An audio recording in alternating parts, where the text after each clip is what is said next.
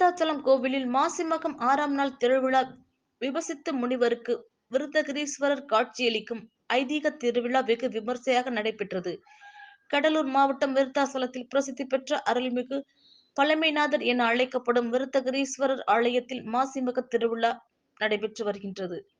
பிப்ரவரி 20ஆம் தேதி 6ஆம் நாள் திருவிழாவை முன்னிட்டு விருத்தகிரீஸ்வரர் கோவில் உட்பிரகாரத்தில் உள்ள மூலவருக்கு பால், தயிர், பன்னீர், சந்தனம் உள்ளிட்ட திரவியங்களால் அபிஷேகங்கள் செய்யப்பட்டு தீப ஆராதனை நடைபெற்றது.